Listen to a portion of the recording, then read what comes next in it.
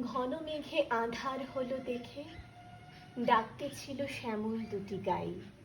শ্যামা মেয়ে ব্যস্ত ব্যাকুল পদে কুটির হতে ত্রস্ত এলো তাই। আকাশ পানে হানি যুগল ভুরু, শুনলে বারেক মেঘের গুরু গুরু।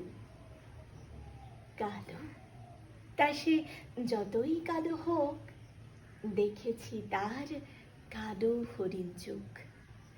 ঘোমটা মাথায় ছিল না তার মোটে, মুক্ত বেনি পিঠের পরে লোটে।